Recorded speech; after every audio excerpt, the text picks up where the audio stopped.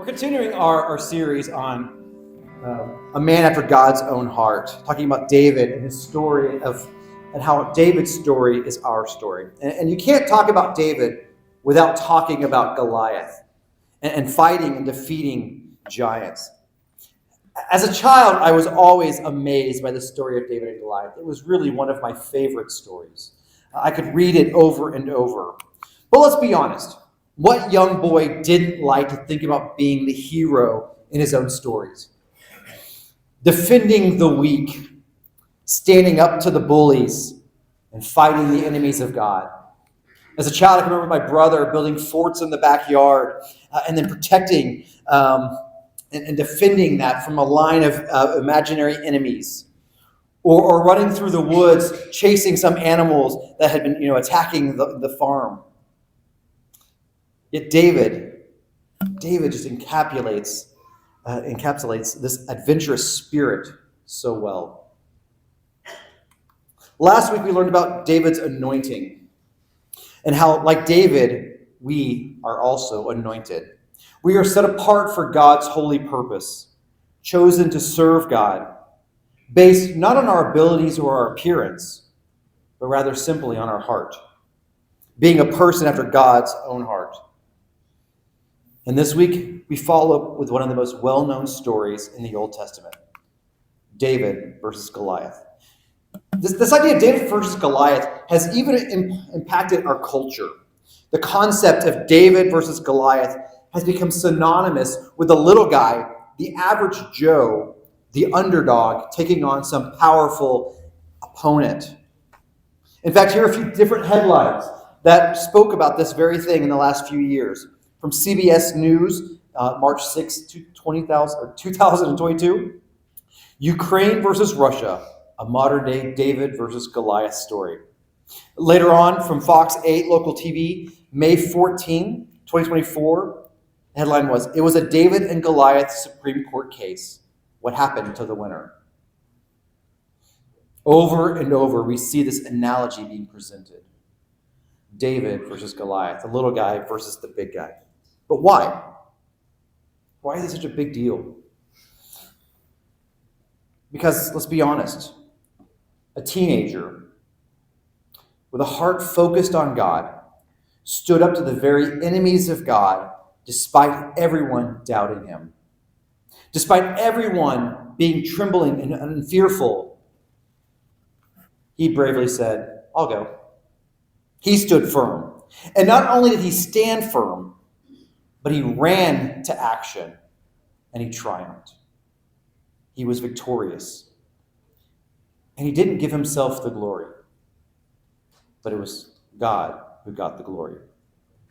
As I mentioned last week, David's story is our story.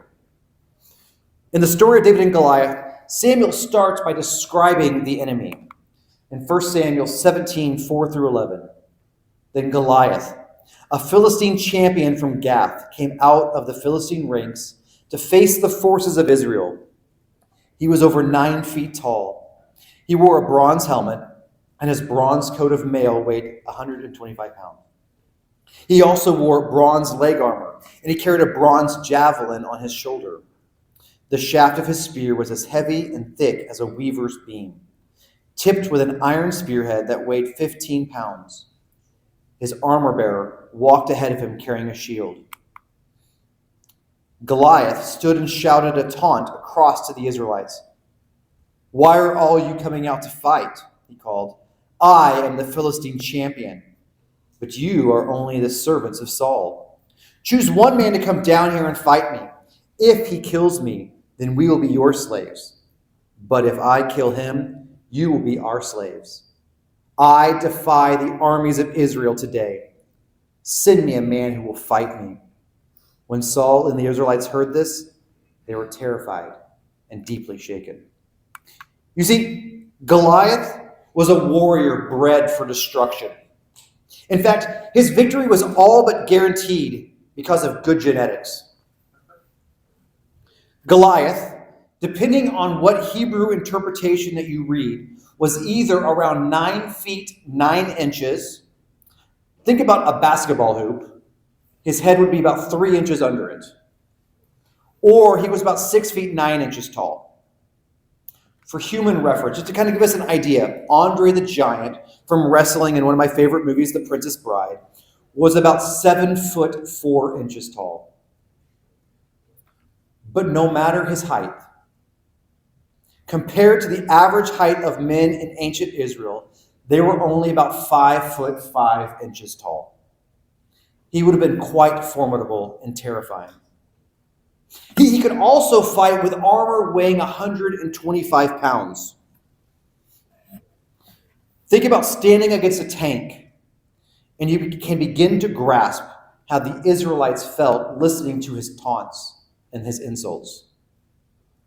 His spear, a weaver's beam, was between 2 to 2.5 inches thick and was probably fully 12 feet long. The head of the spear was a sharpened piece of iron weighing around 15 pounds. This would have been a devastating weapon in the hands of a trained soldier. In fact, in the 60s, they found a cache of weapons, of Philistine weapons, that were buried in a farmer's field. And in this, there were 4 spearheads. The normal-sized spearheads were around 6 to 8 inches long, but they found one that was 13 inches, one that was around 19 inches, and 2 of them that were 30 and 33 inches long. Now, the scholars and archaeologists would say that these were probably simply just decorations. But we, having read 1st and 2nd Samuel, recognize that these were weapons of war. And in fact, one of the spears, the largest one, had damage from a battle. So somebody was very large that was wielding this. Even Goliath's name is important because in Hebrew it stands for and means captivity, captured. It's also important to note the bronze armor because the word for bronze and serpent are very similar in Hebrew. The word can also be translated as scaled armor, like a serpent. What all this would mean to the ancient Israelites was that Goliath represented the bondage of the serpent, a chaos dragon that is repeatedly mentioned throughout the Bible. The serpent in the Garden of Eden, the Leviathan in Job and Psalms and Isaiah, all the way to the dragon mentioned in Revelation. Goliath is his servant. This is a battle between God and the dragon that began before the Garden of Eden. A true battle between good and evil. You see, Goliath is a tool of the evil one, and his job is to take captive the children of God.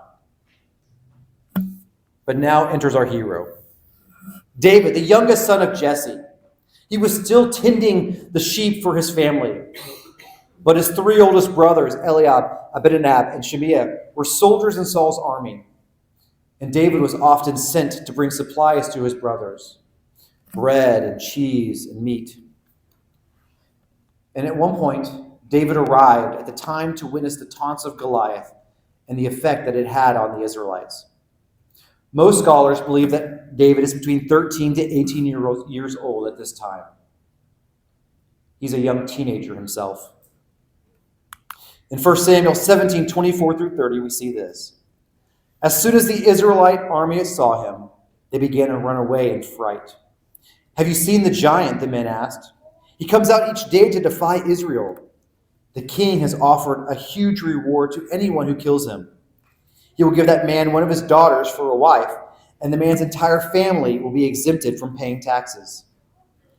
David asked the soldiers standing nearby, "What will a man get for killing this Philistine and ending his defiance of Israel?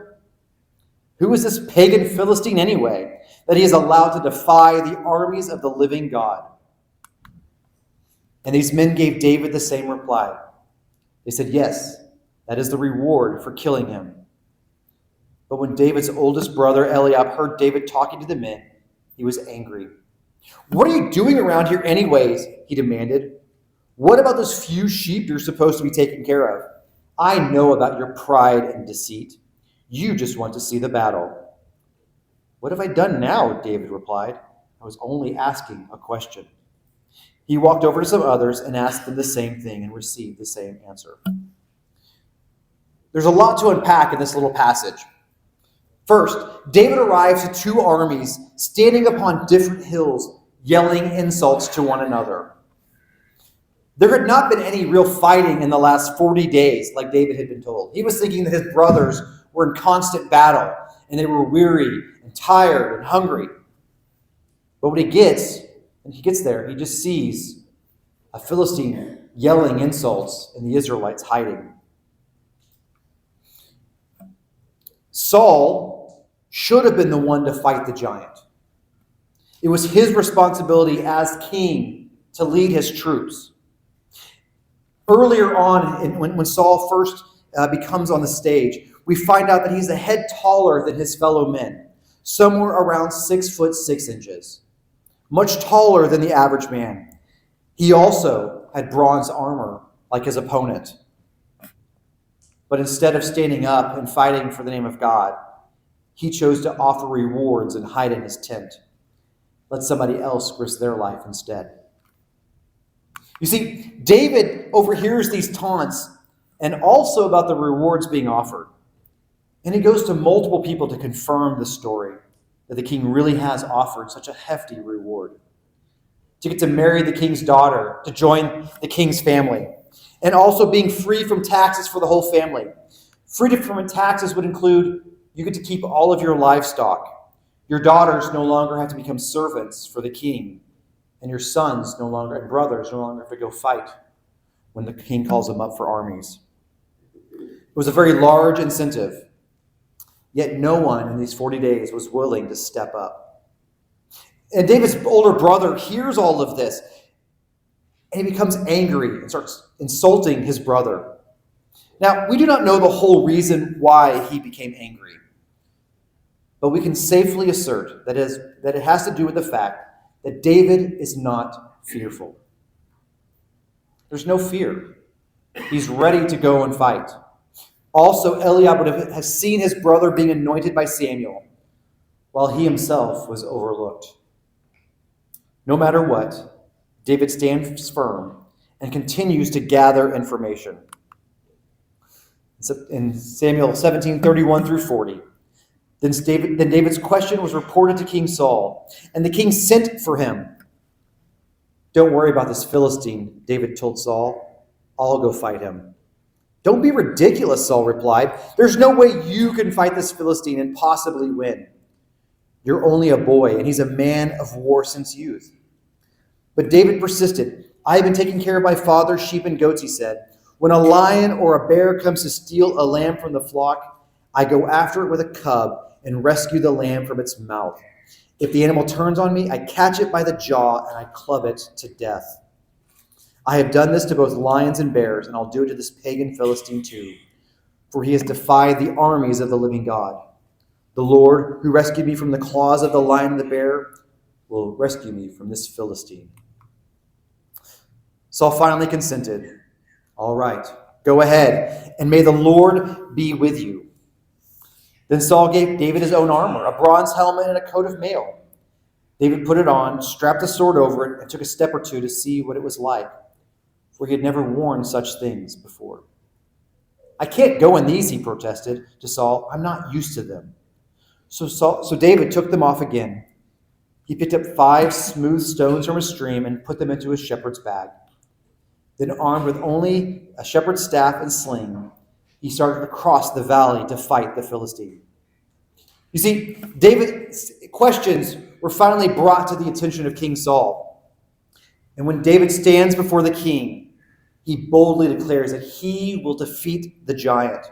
He will slay the very enemies of God. And Saul is looking at this young man, and honestly thinks it's a pipe dream. There's no way this boy can defeat this monster of a man named Goliath. Yet David persists. "Why? I've defeated lions and bears and other beasts, all to protect my flock, to save those that I care for." And this is actually a direct comparison to a story in Saul's own life. You see, when we first find Saul in 1 Samuel 9:5, we find Saul being sent to go find his father's lost donkey. But Saul's too lazy to do it. It's not worth all the effort to go find this simple donkey that my dad lost. And here comes David. David is willing to fight tooth and nail for even one lamb. David recognized that his strength did not come from earthly power, earthly wisdom, or earthly weapons, but rather solely from the living God. That Philistine that insulted the armies of the Lord would be no match. And the same God that delivered him from the lion's mouth would deliver him once more. Saul lacked faith, yet David had faith to spare. Saul decided to once more use earthly wisdom and place the scale mail upon David. Yet David trusted in God and did not trust in the tools and weapons of man. David recognized that he just needed his normal, humble tools of the trade, a staff and a sling, and the living God to defeat the enemies of God. And finally, the battle at hand. 1 Samuel 17:41 through 51. Goliath walked out toward David with his shield bearer ahead of him, sneering in contempt at this ruddy-faced boy. "Am I a dog," he roared at David, "that you come at me with a stick?" And he cursed David's name by the names of his gods. "Come over here and I'll give your flesh to the birds and wild animals," Goliath yelled. David replied to the Philistine, "You come at me with sword, spear, and javelin. But I come to you in the name of the Lord of heaven's armies, the God of the armies of Israel, whom you have defied.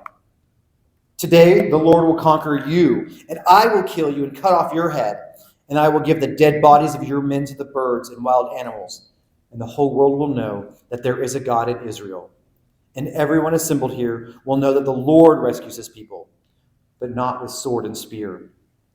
This is the Lord's battle, and he will give you to us." As Goliath moved closer to attack, David quickly ran out to meet him. Reaching into his shepherd's bag and taking out a stone, he hurled it with his sling and hit the Philistine in the forehead. The stone sank in, and Goliath stumbled and fell face down on the ground.